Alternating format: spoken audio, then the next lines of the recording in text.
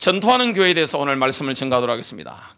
주님이 이 땅에 계실 때 가지신 비전이 두 가지가 있습니다. 그 첫 번째 비전은 바로 십자가입니다. 주님은 이 땅에 십자가 지시려고 오셨습니다. 그 십자가에서 주님이 하신 말씀이 있습니다. 다 이루었다. 저와 여러분이 당해야 될 지옥의 고통, 사망 고통, 모든 악한 마귀에 눌렸던 모든 것들을 단 한 번의 제사로 완전하게 저와 여러분을 거룩하게 만드신 것을 보게 됩니다.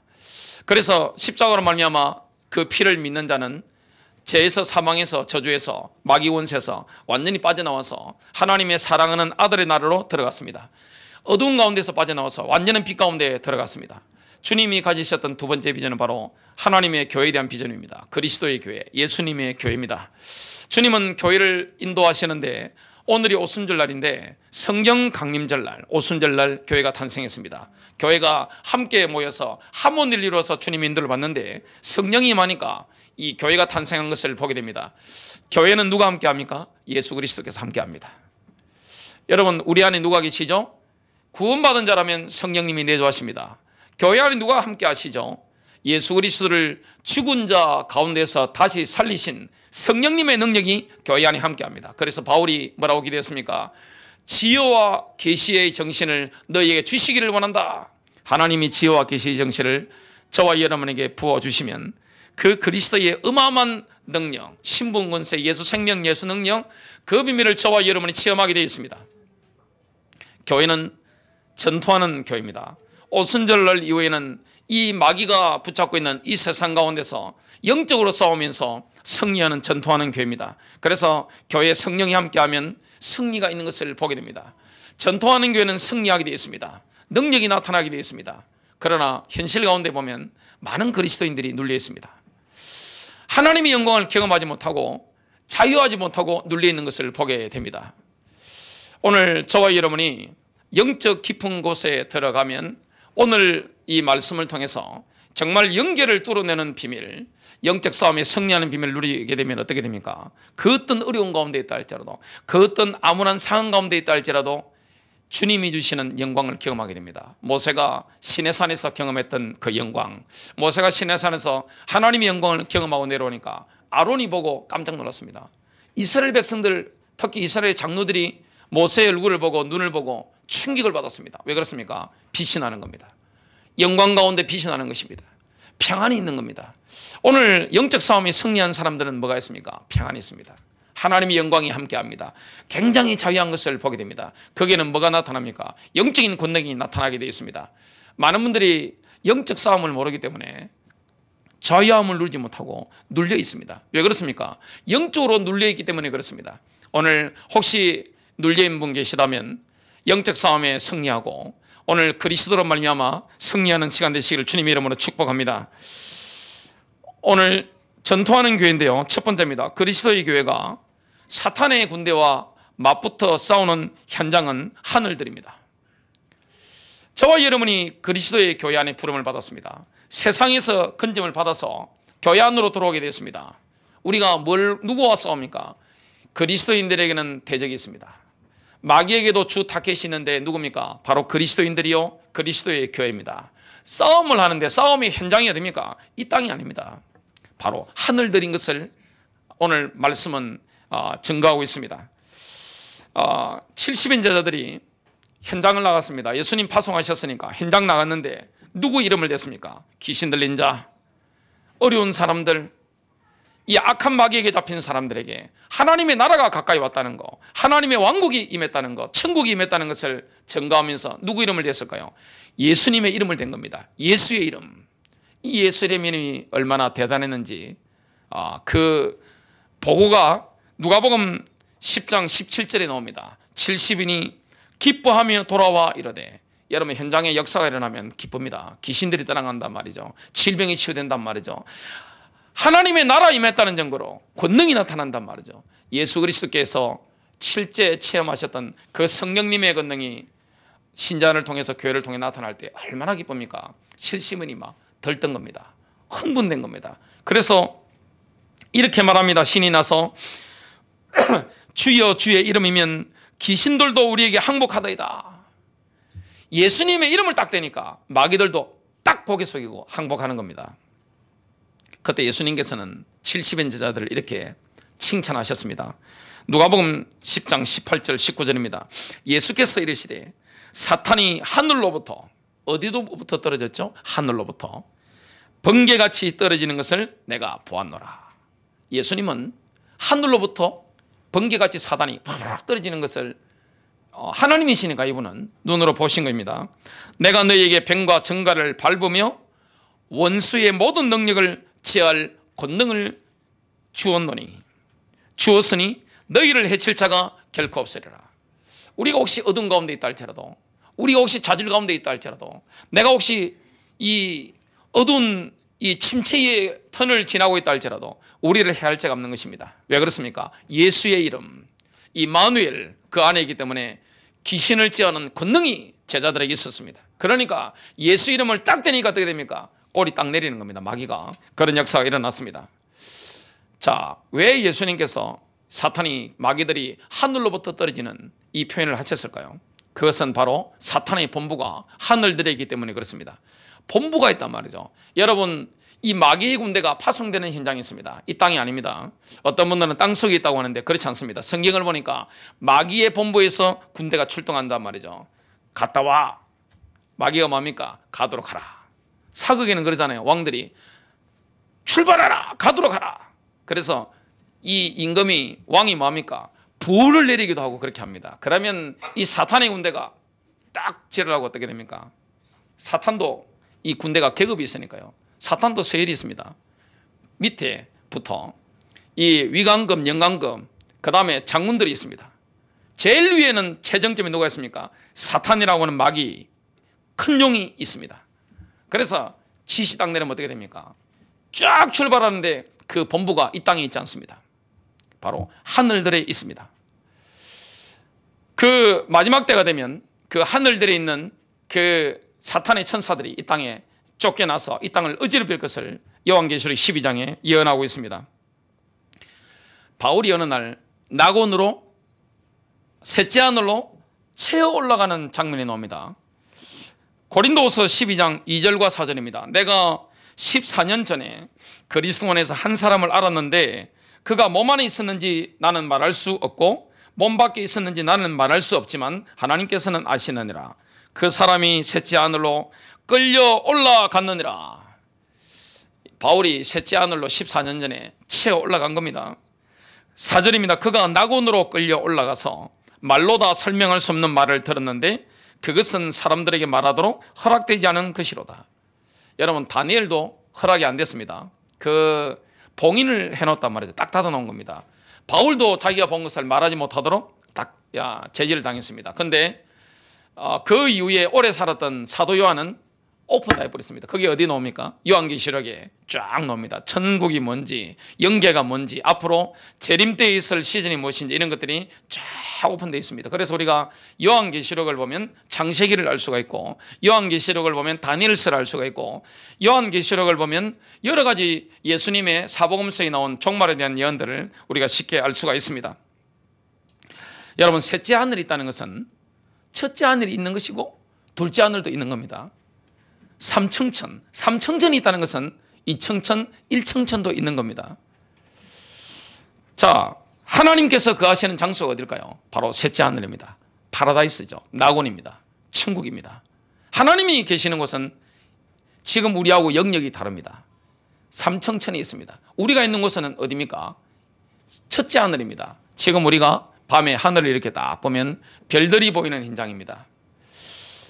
우리가 활동하는 이 지구와 이 가까운 이 현장을 딱 두르고 있는 지붕이라고 할 수 있는데, 그러면 둘째 하늘은 뭡니까? 셋째 하늘과 이 첫째 하늘의 중간에 하늘이 있습니다. 거기는 성경 표현이 요한계시록 14장 6절 상반절에 나오는데요. 또 내가 보니 다른 천사가 하늘 한가운데로 날아가는데, 하늘 한가운데로, 이게 중간 하늘로 번역될 수 있는 그런 그리스 말입니다.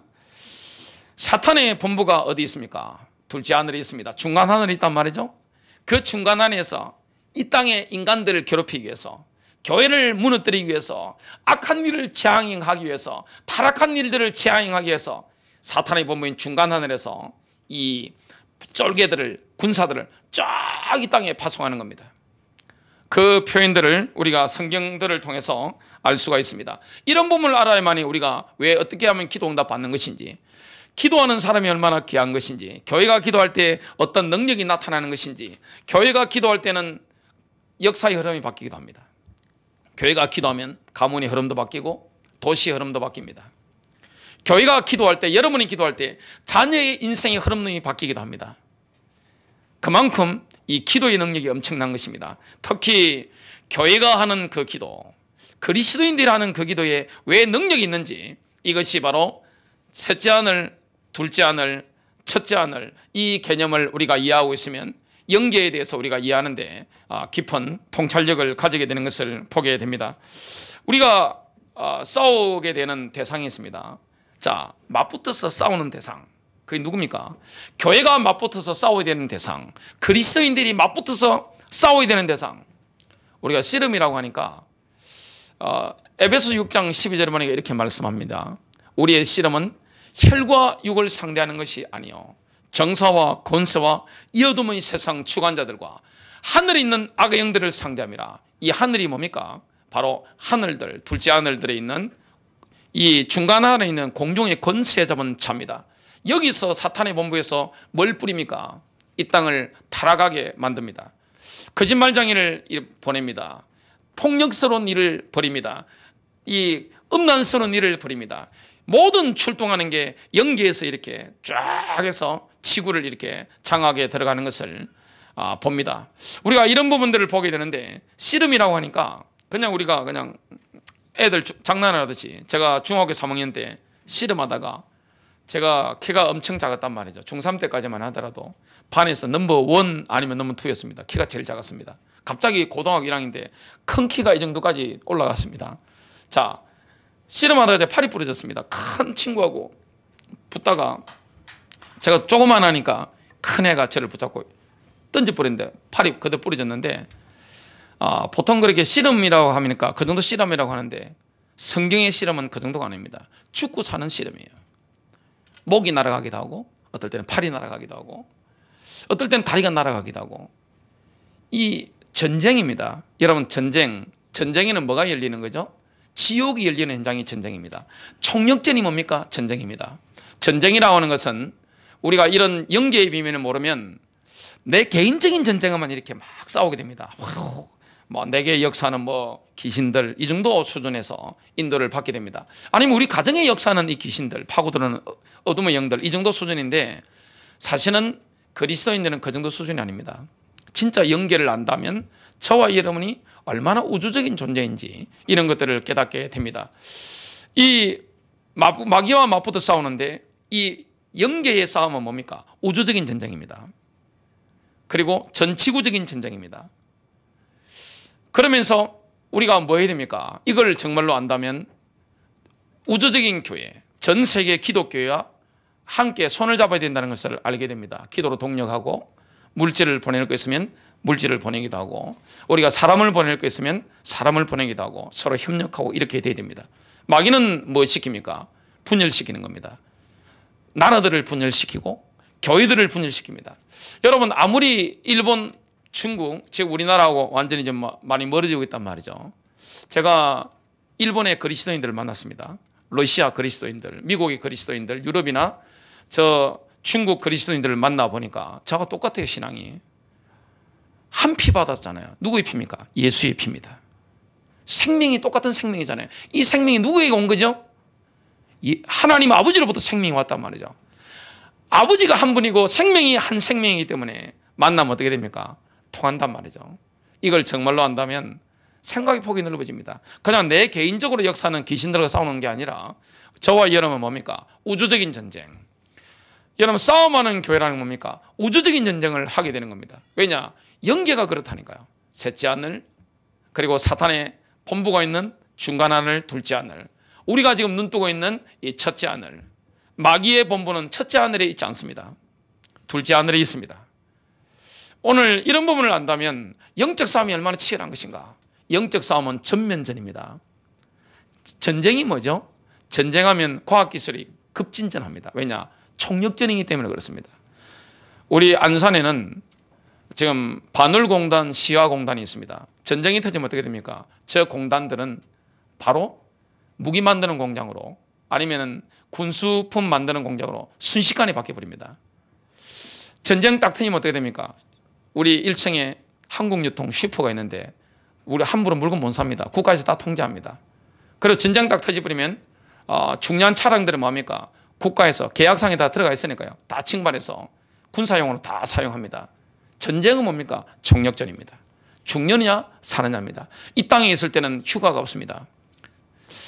저와 여러분이 쉴 수 있는 데가 어디입니까? 바로 천국에 갔을 때입니다. 하나님 아버지와 그 낙원에서 셋째 안에서 함께 할 때 외에는 이 땅은 순례자의 길이요, 고통의 길이요. 이 땅에서 우리는 뭡니까? 전쟁을 하면서 평생 걸어가게 됩니다. 그러면서 우리는 뭘 도움받게 됩니까? 하늘의 도움을, 이 셋째 하늘에 계신 우리 하나님 아버지의 그 도우심을, 그리고 천사들의 도움을, 영적인 도움을 우리가 받으면서 인도를 받게 됩니다. 그래서 에베소서 2장 보니까 사탄은 공중의 권세 잡은 통치자라고 말씀하고 있습니다. 두 번째입니다. 다니엘서를 보면 영적 전투가 어떻게 진행되어 가는가, 그 모습을 아주 생생하게, 아주 리얼하게 우리가 볼 수가 있습니다.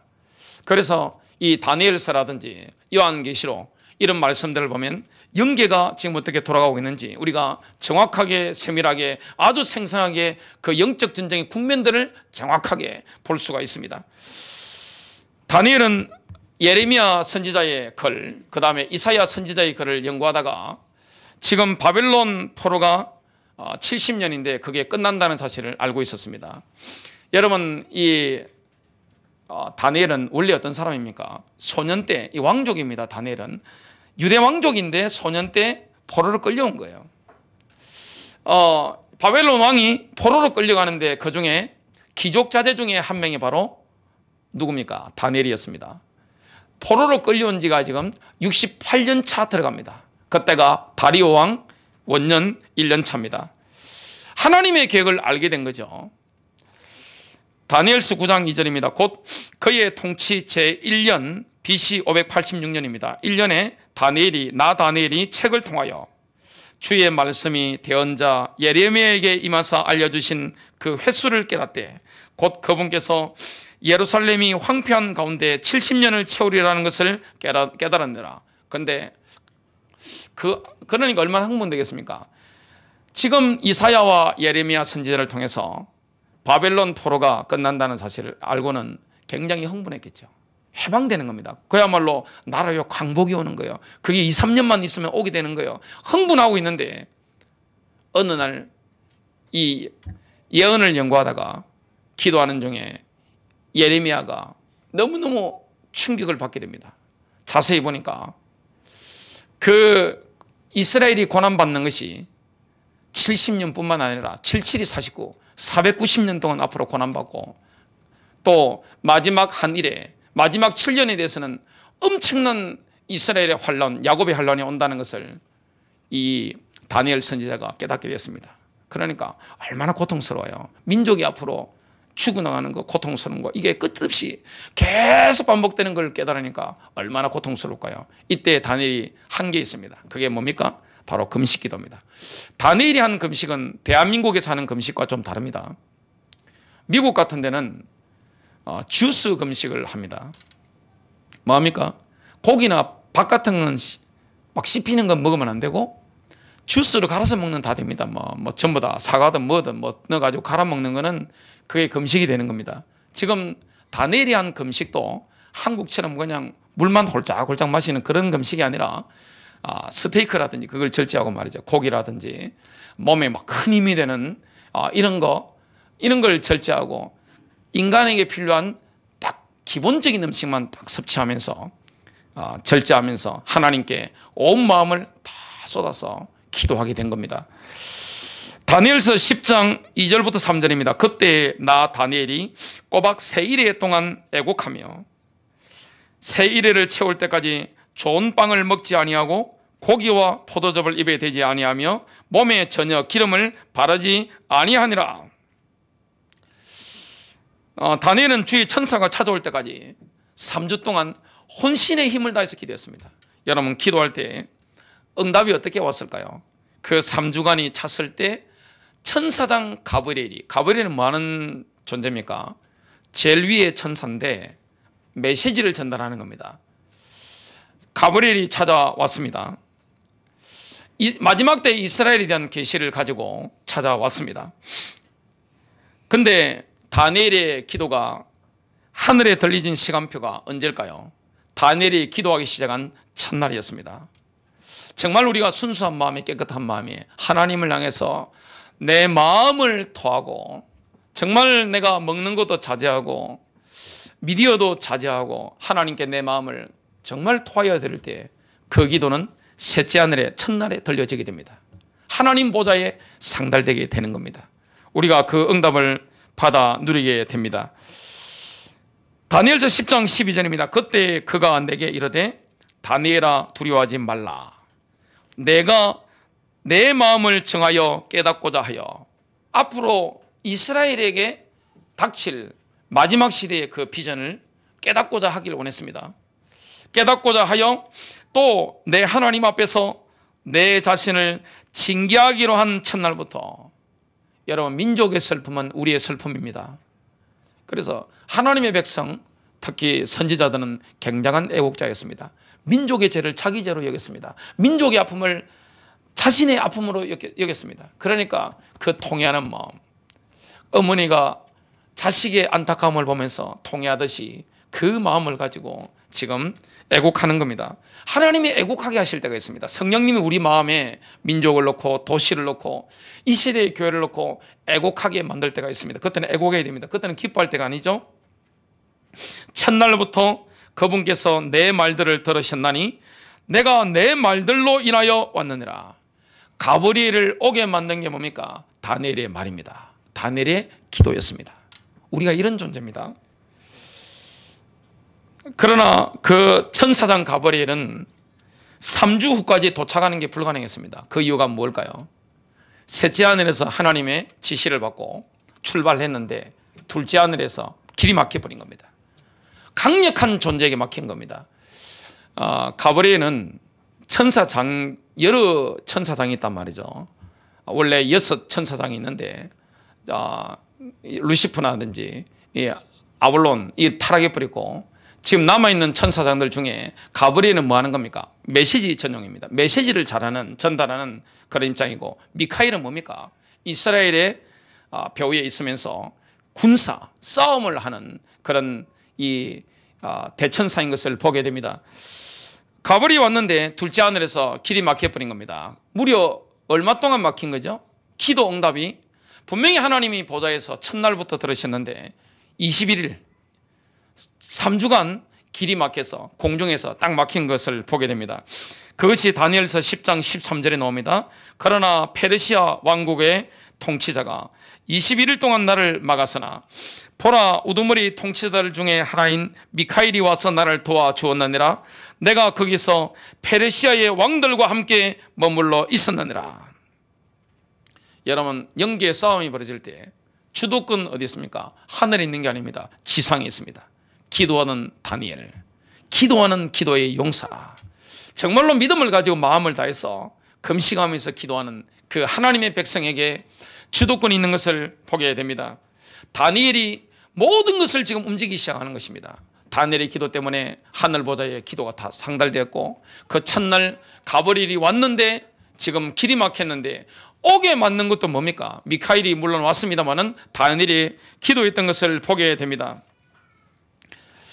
그래서 이 다니엘서를 보면 우리가 하나님의 뜻 가운데 기도하는데 왜 응답이 지연되는가, 이것을 명확하게 알 수가 있습니다. 그 이유가 뭡니까? 우리의 기도가 하늘로 올라갈 때 응답을 운반하는 천사는 셋째 하늘에서 내려오는데 어디서 막힙니까? 중간 하늘, 둘째 하늘에서 이 영계 사탄의 본보기에 대해서 이 막히는 것을 우리가 성경을 통해 알 수가 있습니다.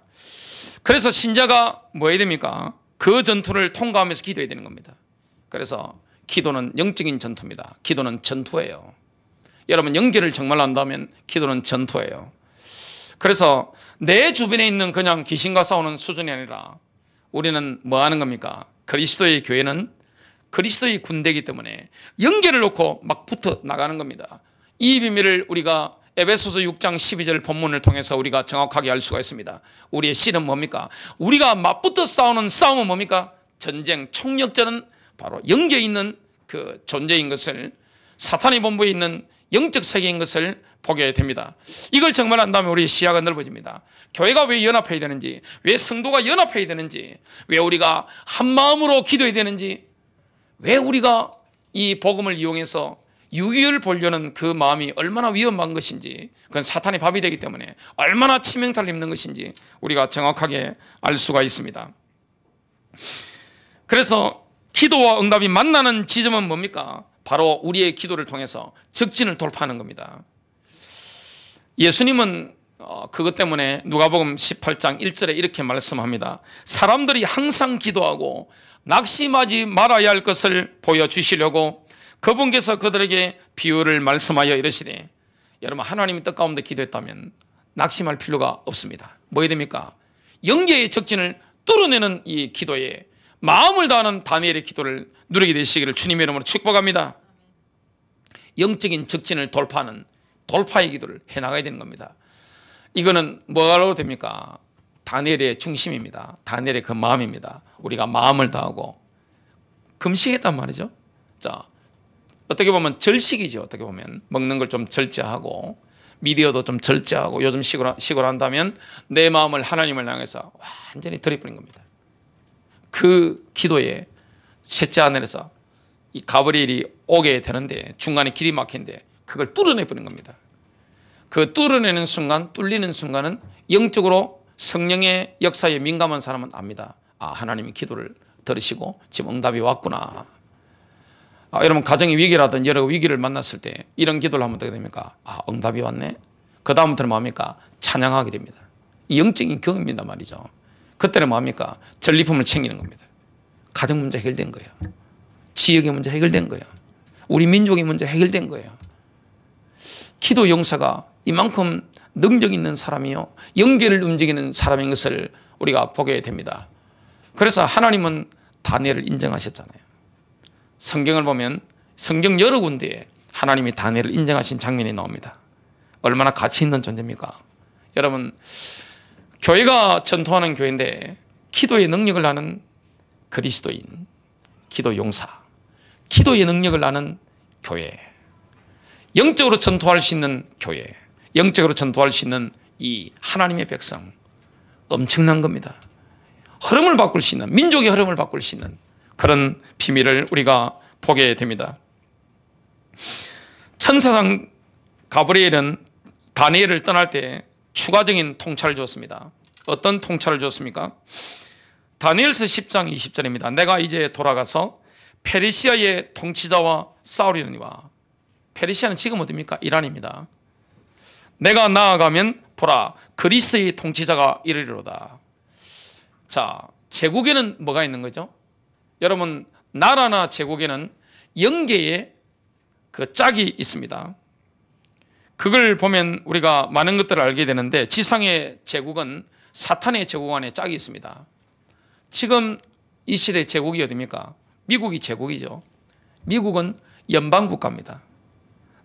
주들이 나라잖아요. 나라들이 모여있는 연방국가입니다. 중국은 뭡니까? 다민족 국가입니다. 연방이 제국입니다. 러시아가 뭐죠? 제국입니다. 이 시대에 제국들이 있습니다. 그럼 미국이 얼마나 강합니까? 자, 미국하고 지금 중국하고 분쟁을 하고 있습니다. 미국과 러시아는 적이죠. 그 제국의 힘들이 부딪힙니다. 그 힘들이 부딪히는 지구의 센터가 됩니까? 바로 이스라엘입니다. 한반도가 아닙니다. 궁극적으로 뭐죠? 이스라엘인 것을 보게 됩니다. 자, 남한에 지도자가 계시고 북한에 지도자가 있습니다. 자, 중국, 일본 다, 일본이 뭘 꿈꿉니까? 제국을 꿈꾼단 말이죠. 다 지도자들이 있습니다. 정권이 바뀌는 것은 뭐가 바뀌는 겁니까? 뭔가 영계의 허락이 있는 겁니다. 이걸 성경을 보면. 그리고 나라가 망하고 흥하는 거 보면 어디서 결정하는 겁니까? 위에서 결정하는 겁니다. 알렉산더 대왕이 출현하는 것을 지금 다니엘이 가브리엘을 통해서 계시를 받고 있습니다. 알렉산더가 어느 날 갑자기 나왔습니다. 성경에 보니까 표부문으로 나온단 말이죠. 그 속도가 얼마나 빠른지 알렉산더는 목숨 걸고 적신했다. 남들이 볼 때 장군들도 보면 야 경이롭다. 군사들이 보고 야 경이롭다. 실제 영감이 넘치는 인물이 누굽니까? 알렉산더였습니다. 뛰어드는데 어떻게 됩니까? 야 어떻게 저럴 수 있을까? 인간이 어떻게 저럴 수 있지? 이해가 안 될 만큼 연전연승하면서 이 다리오를 끄어버리는 겁니다. 근데 우리가 볼 때 알렉산더가 대단한 것 같은데 영계의 체인지가 일어난 겁니다. 영계가 바뀌는 것입니다. 그런 것을 우리가 보면 우리가 뭘 알게 됩니까? 교회가 최우선적으로 기도해야 되는 대상이 뭡니까? 선교사가 아닙니다. 교회가 최우선적으로 기도하는 것은 전도자도 아니고 선교사도 아니고 환자들도 아닙니다. 뭡니까?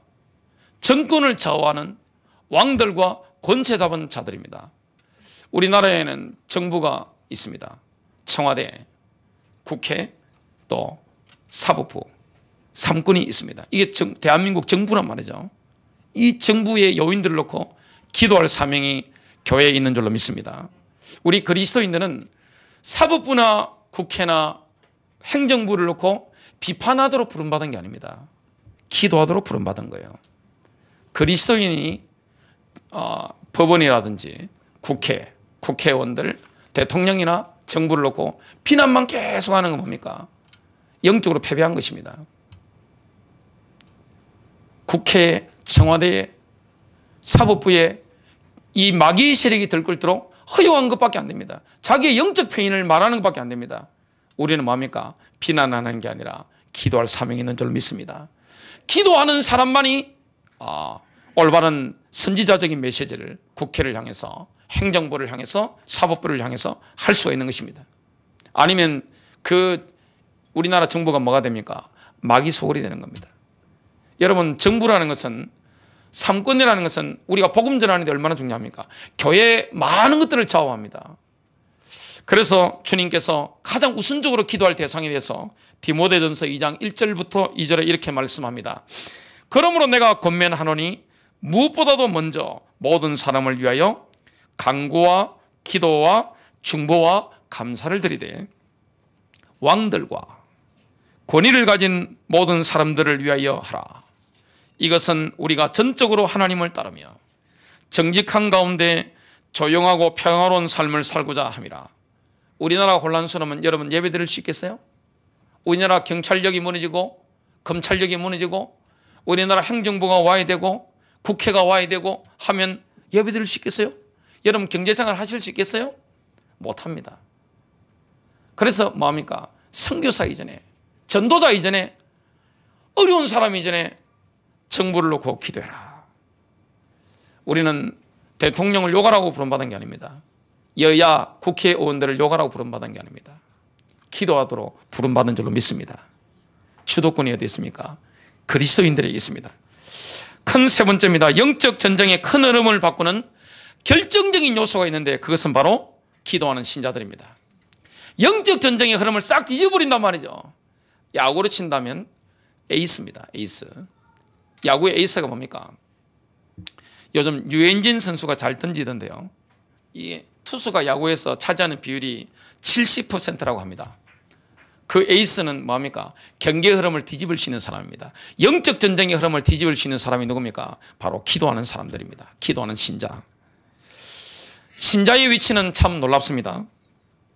저와 여러분 어디에 있는 거죠? 하늘에 있습니다. 신자는 영적으로 여러분 대통령이나 총리, 위원장 이런 분들을 뭐라고 합니까? 서밋이라고 합니다. 그래서 대통령들이 만나는, 주석들이 만나는 그 만남을 서밋의 만남이라고 합니다. 그리스도인들은 노력하는 게 아니라 믿는 순간에, 내가 진실로 그리스도를 만나는 순간에 영적 서밋의 자리에 앉아 있는 겁니다. 누구와 싸울 수 있는 거죠? 마귀와 맞짱들 수 있는 것입니다. 둘째 하늘에 있는, 중간 아래에 있는 사단의 본부에 파송되어 오는 그 어둠의 세력과 뭡니까? 맞짱돼서 꺾을 수 있는 그 존재가 바로 우리 서밋의 존재인 우리 그리스도인들인 것을 보게 됩니다. 예수님이 십자가 지시고 성천하시고 이렇게 높아지신 것을 에베소서 1장 20절부터 21절에 말씀합니다. 그분께서 그리스도를 죽은 자들로부터 살리시고 하늘의 처소들에서 자신의 오른편에 그분을 앉히실 때에 하나님 보좌 우편에 앉아 계신 거죠. 그 권능을 그분 안에서 발휘하사 그분을 모든 정사와 권능과 강력과 통치와 이 세상뿐만 아니라 오는 세상에서 불리는 모든 이름보다 훨씬 위에 두셨고 예수 그리스도는 존귀하게 되신 것입니다. 영광스럽게 되신 거예요. 놀랍게도 신자도 영광스럽게 되신 그 주님과 함께 하늘 보좌에 앉아 있는 것을 에베소서 2장 6절에 말씀하고 있습니다. 또 함께 일으키사 그리스도 예수 안에서 함께 하늘에 앉히셨으니. 그리스도인들은 어떤 존재입니까? 모든 신령한 복을 다 받았습니다. 하나님은 요것 조금 찔끔찔끔 감질나게 주시는 분이 아닙니다. 한꺼번에 패키지로 다 주시는 겁니다. 세트로 모든 걸 모아서 뭡니까? 모든 신령한 복을 저와 여러분에게 안겨주신 것입니다. 에베소서 1장 3절입니다. 하나님 곧 우리 주 예수 그리스도의 아버지를 찬송하리로다. 그분께서 그리스도 안에서 하늘의 처소들에 있는 모든 영적인 복으로 우리에게 복을 주셨으니. 우리가 미래에 가지는 게 아닙니다. 영적인 복은 믿는 자는 지금 가지고 있습니다. 우리가 왜 영계의 흐름을 바꾸는 우리가 가장 중요한 주체가 될까요? 그것은 우리가 받은 복이 영계의 복을 다 받았기 때문에 그렇습니다. 하늘의 신령한 복을 다 받았기 때문에 그렇습니다. 우리가 하늘에 지금 앉아있기 때문에 그렇습니다. 그리고 그리스도인들이 어떤 존재입니까? 우리는 우주의 전 처소들을 향해 하나님의 갖가지 지혜를 드러내 보이는 주체들입니다. 지구는 우주의 중심 무대가 아닙니다. 우주의 중심이 아닙니다. 지구는 무대입니다. 지구라는 이 무대 위에 주인공들이 누굽니까? 바로 그리스도인들입니다. 그리스도의 교회입니다. 우주에 있는 모든 영적인 존재들, 사람들이 뭘 보고 감동합니까? 교회입니다. 그리스도인들입니다. 에베소서 3장 10절입니다. 그 목적은 그분께서 이제 교회를 사용하사 하늘의 처소들에 있는 정사들과 권능들에게 하나님의 갖가지 지혜들을 알게 하려 하심이라. 하나님의 지혜로움을 뭘 보면 알 수 있죠? 그리스도인들을 보면 알 수 있습니다. 하나님의 모든 각장의 그 엄청난 창조적인 능력을 뭘 보면 알 수 있죠? 교회들을 보면 알 수 있습니다. 하나님이 저렇게 하시네? 성도를 보면 알 수 있는 거예요. 교회를 보면 알 수 있는 거예요. 하나님이 저렇게 저 솜씨로 창조의 능력으로 저 지혜로 저 사람을 저렇게 만드셨구나. 교회를 이렇게 만드셨구나. 감동받게 됩니다. 탐복하게 되는 것입니다. 제가 미국을 갔는데 박물관을 한번 간 적이 있습니다. 박물관 여러 군데 간 것 중에 제일 인상 깊은 박물관, 이름은 생각나지 않는데 그림을 보는데 어떤 유명한 화가가 그린 그림인데 이렇게 아이의 얼굴을 그렸더라고요. 너무너무 아름답고 생기가 발랄하고 그 아이가 저를 보는데 웃고 있는데 걸어 놓는 것 같아요. 너무 생생하게 영감 있게 그렸더라고요. 작품이 얼마나 대단합니까? 하나님이 각 사람을 이렇게 만드신단 말이죠. 작품으로 만드신단 말이죠. 그걸 보고 응원 보내는 존재들이 있습니다. 어디입니까? 하나님 보좌의 천국에서 셋째 하늘에서 우리를 응원하고 있는 주의 천사들입니다. 우리의 작품들을 보고 교회들을 보고 야유를 보내는 적군들이 있습니다. 누굽니까? 둘째 하늘에서 중간 하늘에서 보고 이빨 갈고 있는 존재들이 있습니다. 저걸 멸망시키게 되는데, 저 작품을 내가 망쳐야 되는데, 그 존재들이 있습니다. 그리고 지구에 있는 많은 사람들이 뭘 봅니까? 그리스도인들이 변화되어서 하나님의 산으로 만들어지는 작품이 되는 거, 교회가 작품이 되는 거, 이걸 보고 많은 사람들이 뭡니까? 주님께 영광 돌리는 겁니다. 사람이 할 수 없는 거예요. 사람이 사람을 변화시킬 수 없잖아요. 성령님이 우리를 변화시켜서 하나님의 사람으로, 예수 그리스도를 닮은 사람으로. 그래서 이 땅에 쓰레기 같은 사람도 그리스도를 만나서 십자가 피 언약 붙잡고 말씀대로 인도받으면 어떻게 됩니까? 최고로 존경받는 사람으로 됩니다. 지구상의 표준이 되는 겁니다. 그런 사람들을 저는 여러 명이 알고 있고 성경을 보면서 교회사를 보면서 수없이 많이 봤습니다. 자, 우리는 뭐가 있습니까? 응원하는 존재들이 있는데요. 히브리서 12장 1절입니다. 그러므로 이처럼 많은 구름 같은 증인들이 또한 우리를 둘러싸고 있으니 우리는 천사들의 응원을 받고 있습니다. 그리스도 안에서 먼저 하나님 품에 안기신, 영적으로 우리보다 먼저 가신 분들, 하나님 품으로 가신 분들의 응원을 받고 있습니다.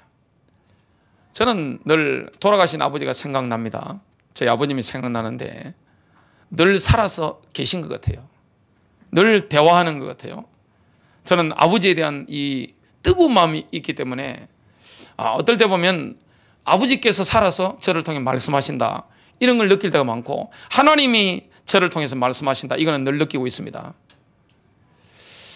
우리는 이 응원하는 분들이 있습니다. 천사들, 그리고 먼저 그리스도 안에 계신 분들, 하나님 아버지, 예수 그리스도, 성령의 능력으로 우리는 응원을 받고 있는 겁니다. 영적 싸움하고 있는데 군대가 붙는 겁니다. 영적 싸움은 군대끼리 싸움입니다. 각계 전투는 합니다만은 군대가 붙는 거예요. 그래서 교회가 중요한 것이고, 교회들의 연합이 중요한 것이고, 그래서 우리가 다른 교회들에서 합니까? 사랑으로, 화평으로 띠를 이렇게 둘러야 되는 줄로 믿습니다. 관계가 너무 중요한 거예요. 교회끼리 관계, 성도끼리 관계, 부부의 관계, 자녀들과의 관계가 너무 중요한 것을 보게 됩니다. 그런데 하나님이 이런 위대한 존재로 우리를 택하신 이유가 뭘까요? 이해가 안 돼요. 저는 어떨 때 이해가 안 됩니다. 어떻게 하나님이 저 같은 죄인을 불러서 이렇게 하나님이 세계적인 복음을 깨닫게 하시고 인도하시는가? 이해가 안 됩니다. 그거 왜 그럴까요? 이 땅에 고린도 전서에 보면, 고린도라는 지역은 세계적인 경제도시고 지식도시고 철학도시고 경제가 엄청나게 돌아가는 그런 항구도시입니다. 그리고 타락한 도시인데, 문명이 발전한 도시인데, 그 교회 안에 소속 멤버들 보니까 문불 좋은 사람이 별로 없는 겁니다. 그리고 가문의 스펙 좋은 사람이 별로 없는 거예요. 그리고 이 재력을 많이 가진 사람이 별로 없는 거예요. 그거 왜 그렇습니까? 누가 영광을 받아야 되는 거죠? 사람이 아닙니다. 내가 뭔가 힘이 있고, 내가 뭔가 배경이 있고, 내가 뭔가 스펙이 좋으면 저 사람 참 대단해. 원래 보니까 원래 저렇게 잘했어. 내가 어릴 때부터 봤는데 말이야, 참 잘했어. 그렇게 될 수 있지만, 내가 정말 가치 없는 존재처럼 나를 보고, 정말 쓰레기 더미에 묻혀 있어도 별로 차이가 나지 않는 사람인데, 주님이 쓰레기 더미 같은 현장 가서 우리를 건져내셔가지고 보화로 만드시고, 예수님의 피로 씻기시고, 말씀의 물로 씻기시고, 우리를 만들어서 하나님의 작품으로 만들어서 세상에 딱 내놓았는데, 이걸 보고 귀신들이 이빨 간단 말이죠. 마귀들이 둘째 하늘에서, 셋째 하늘에 있는 천사들이 보고 응원한단 말이죠. 그리고 우리를 아는 많은 사람들이 뭡니까? 우리의 과거를 아는데 어떻게 사람이 저렇게 바뀔 수 있는가? 정말로 하나님은 살아계시고 예수님은 그리스도시구나. 이 비밀을 우리를 보면서 주님께 찬양 돌리고 하나님께 영광 돌리는 이런 일이 일어나게 된단 말이죠. 고린도전서 1장 28절입니다. 하나님께서 있는 것들을 쓸모없게 하리고 세상에 천한 것들과 멸시받는 것들을 택하시고 참으로 없는 것들을 택하셨나니. 결론 맺습니다. 그리스도인들은 우주적인 존재들입니다. 지구적인 존재를 뭐라 합니까? 글로벌리스트라고 합니다. 우리는 우주적인 존재입니다. 유니버설리스트입니다. 전 우주적인 존재입니다. 영적 싸움에 정말 결정적인 요소가 누굽니까? 바로 저와 여러분입니다. 여러분, 교회의 회원이 됐다는 것은 엄청난 영광인 줄로 믿습니다.